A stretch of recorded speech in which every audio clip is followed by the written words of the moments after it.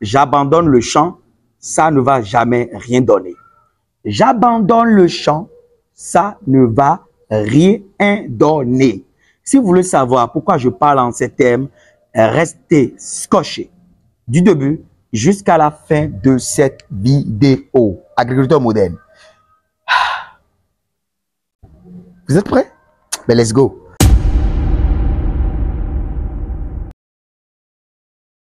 L'agriculture africaine ne peut jamais se développer sans la forte industrialisation par les entreprises industrielles africaines elles-mêmes. Chers amis, c'est chaud. Dans cette vidéo, je vais vous dire, malgré tous les efforts que nous fournissons sur les réseaux sociaux, dans la vraie vie, pour former, pour installer des projets d'agriculture, de production, de soja, de machin et tout, est-ce que vous savez que la grande partie des entreprises qui viendront profiter de la partie la plus lucrative de l'agriculture sont des entreprises étrangères? Malheureusement, chers amis, c'est la vérité. Les entreprises étrangères ont déjà un certain vécu, un certain savoir-faire. Et dans cette vidéo, nous allons analyser ensemble quelles sont les voies et moyens que nous pouvons adopter aujourd'hui pour nous extraire de la main ou des mains de ces entreprises étrangères. C'est tout de suite. Et c'est dans cette vidéo. Salut à toi, amis entrepreneurs, agriculteurs modernes, frères et sœurs africains. Pour ceux qui ne me connaissent pas, moi, je suis M. Tadagbe Valère Wansou, ingénieur, agronome, praticien, entrepreneur, multi-investisseur. Ici, les gens, moi, je parle d'agriculture, je parle de développement, je parle d'investissement en Afrique, je parle des intérêts de l'Afrique. Et si c'est ça votre centre d'intérêt, vous êtes au bon endroit pour nous encourager. Qu'est-ce que vous faites, les gens? Il faut liker la vidéo. Si, j'adore ça. Il faut vous abonner à la chaîne. Il faut activer la cloche de notification pour ne plus jamais louper de pareils contenus. Et si vous voulez que je fasse de pareils contenus, il faut partager la vidéo sur tous les réseaux sociaux. Faites grossir cette magnifique communauté d'agriculteurs modernes. Je tiens à vous dire que je serai au Sénégal avec Tamé Jardin le samedi 23 décembre 2023 à partir de quelle heure? 9 h à Dakar, pour parler de comment investir intelligemment dans un verger intensif. Et donc, c'est inédit. Tamé Jardin qui parle de la densité serrée et Tadagbe Valère Wansou qui parle de la densité éclatée. On va voir le jour J qui sera le GOAT. Donc, pour découvrir le GOAT, prenez vos tickets. Alors, chers amis, je vais vous donner un exemple clair et palpable. Il y a de cela 3 mois, ok? Il y a une entreprise étrangère d'un pays X que je ne vais pas mentionner ici qui me contacte. Cette entreprise me demande, est-ce que je suis capable de conduire une ferme de 1000 hectares de citron? J'ai dit oui, ok. Cette entreprise me paye moi mes honoraires pour que je fasse la consultation dans 2 pays différents. Attention, je n'ai pas le droit de publier sur les réseaux sociaux mon parcours parce que c'est un contrat. Donc, je n'ai pas pu publier et je ne peux pas publier, je ne peux pas donner plus de détails sur cette entreprise. J'ai fait ce travail-là. Juste là, je ne sais pas encore là où ils en venaient. Cette entreprise m'a demandé de rédiger un business plan dans lequel je vais inclure la main-d'œuvre locale. J'ai inclus la main-d'œuvre locale, le projet est passé, les gens, ils ont validé dans le pays X. Je ne vais pas mentionner le nom du pays ici. Parce que toute autorité, toute entreprise, tout État, tout gouvernement qui prend connaissance d'un projet qui va créer de l'emploi dans son pays et qui va lui permettre d'être tranquille et qui va générer du produit intérieur brut, va toujours encourager, va créer même des voies de facilitation pour que le projet puisse s'installer en bonne et due forme. Mais, les gens, là où la frustration a commencé par me gagner,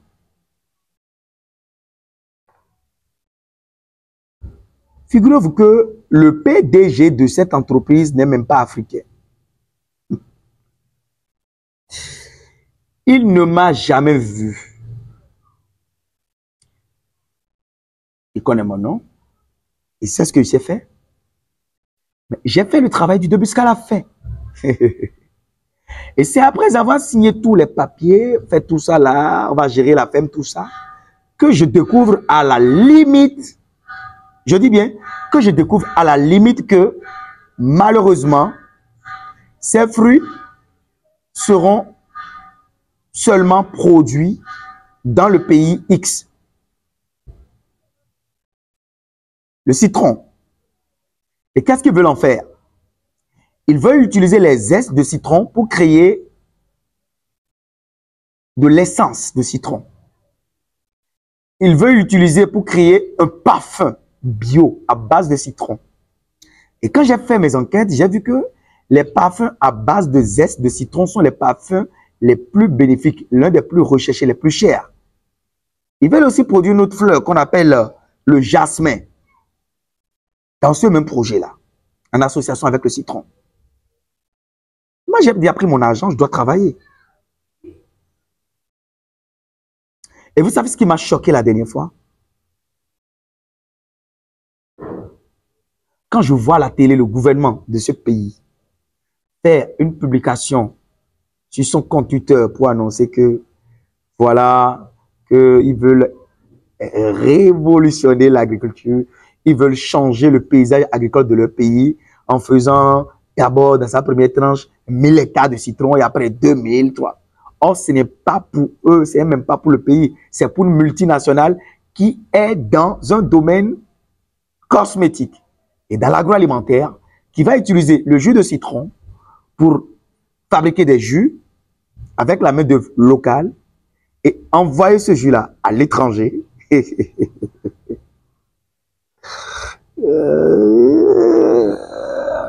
Ou soit exporter ces citrons-là bruts et aller les transformer dans leur pays.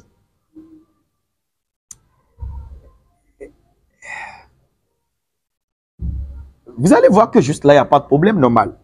J'ai pris mon argent normal. Ils ont été réglo normal. Mais ce qui m'a choqué, c'est quand le directeur me dit Valère, puisque le directeur est l'Africain, il dit, notre patron a dit, à quand le développement de l'Afrique? Parce que ce marché est tellement large et vaste que lui seul il ne peut rien faire.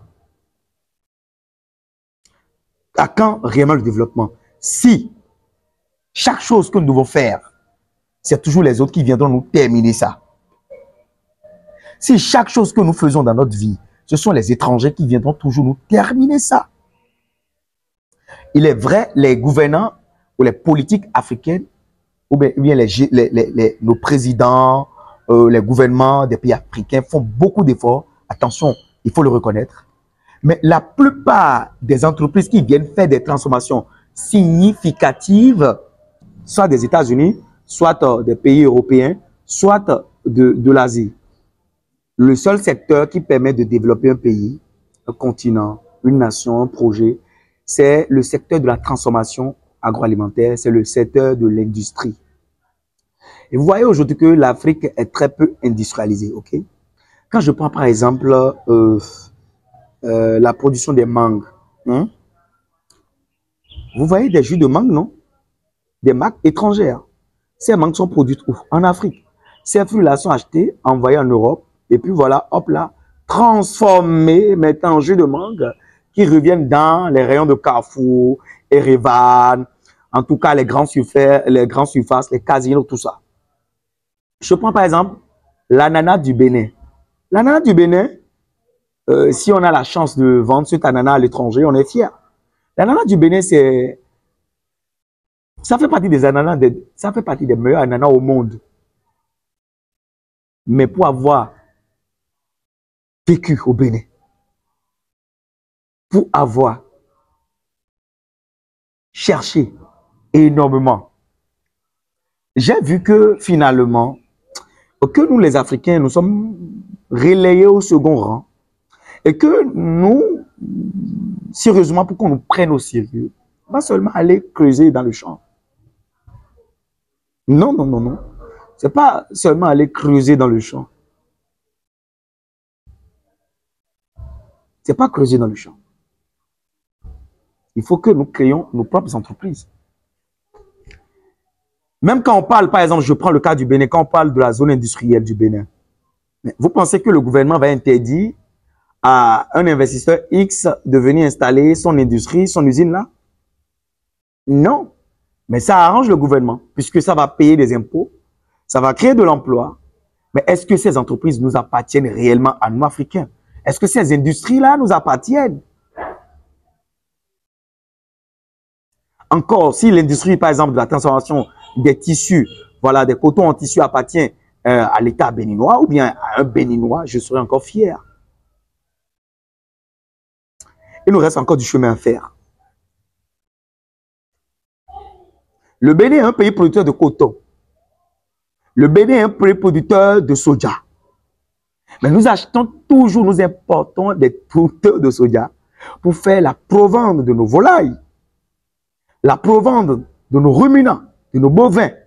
On importe des producteurs de soja, alors que nous avons la possibilité de produire du soja à grande échelle, de le transformer sur place.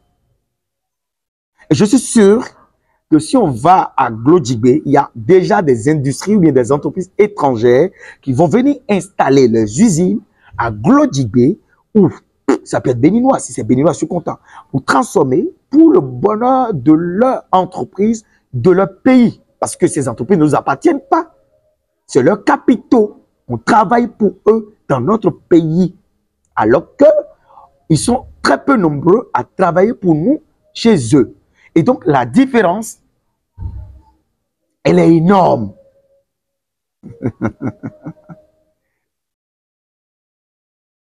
Nous travaillons pour les Européens, les Américains, les Asiatiques, dans notre propre pays. Nous sommes des ouvriers pour eux dans notre propre pays. Combien d'Européens, d'Asiatiques, d'Américains sont des ouvriers pour des Africains dans leur pays? Combien? À part quelques-uns des Africains qui arrivent à s'illustrer, à s'extraire et qui sont tous les jours lynchés, qui sont tous les jours harcelés par le racisme, le manque de respect, la géopolitique, tout ça là. Nous sommes combien, honnêtement? Combien? Oui, Taragbe Valé Wansou, ingénieur agronome praticien, entrepreneur, multi-investisseur. Oui, on va faire ça. Oui, on va faire ça. Combien? Combien de personnes sont sérieuses? Combien d'Africains ont réellement des usines? Vous avez vu par exemple le cas de Bertin Tchofo qui est en train d'installer une usine à grande échelle de transformation de manioc en farine panifiable. Je parie que les gens vont lui mettre des bâtons dans les roues. Je parie même déjà que les gens sont déjà en train de lui mettre des bâtons dans les roues. Même si ce n'est pas le gouvernement, ça va être ses propres frères. Mais le jour qu'ils vont savoir qu'il y a une entreprise française qui est en train de s'installer au Cameroun, et tous, ils vont les traiter comme si c'était des rois et tout. C'est comme ça, en fait. On ne sait pas s'encourager. On ne sait pas s'entourer. Et c'est dommage. Parce que je suis en train de réfléchir, dis, mais tout ce que nous produisons, quelle est la finalité de tout ça? L'IAM, est-ce que nous le transformons en quoi? Ça ne sert à rien d'avoir des millions de transformateurs de concepts d'IAM. Non, c'est ridicule. Une grosse boîte, 2, 4, 5, 10 grosses boîtes qui font quelque chose de fiable qui peut traverser les frontières. Parce que quand on produit plus, on pense qu'on va produire. Quand vous voulez envoyer à l'étranger, quand on vous demande les normes de leur continent. Mais est-ce que nous exigeons des normes sur le continent? Cher ami, c'est ce qui me trottinait l'esprit et je voulais partager avec vous et je voudrais des conseils dans les commentaires bien sûr pour voir la réaction des frères africains, des afro-descendants qui pensent la même chose que moi. Est-ce que réellement ce continent a de l'avenir? Si ce continent a réellement de l'avenir, ça veut dire que l'avenir de ce continent doit être avec les frères africains, pas autres. Puisque le piège dans lequel nous nous mettons aujourd'hui, c'est que nous disons, ouais, l'Afrique avance, et à la dernière minute, nous découvrons que l'Afrique avance sans les Africains. L'Afrique avance, les Africains ont tous aidé, vendu leurs terres, vendu leurs droits, vendu leurs entreprises, et ce n'est que des entreprises étrangères qui sont propriétaires sur nos propres terres et qui dirigent les plus grosses boîtes sur le continent. Et on sera ouvrier en Afrique et ouvrier en Europe, on sera esclave. C'est sur ça que je tenais à mettre un accent particulier pour qu'on se réveille. N'hésitez pas à liker la vidéo si elle vous a apporté de la valeur. Et si c'est la première fois que vous me découvrez, sachez que moi, je suis M. Talagbe Valé-Wansou. Et ici, je parle d'agriculture, je parle de développement, je parle d'investissement en Afrique et je n'abandonnerai jamais l'agriculture. C'est jusqu'à la mort. On est ensemble. Pa, pa, pa.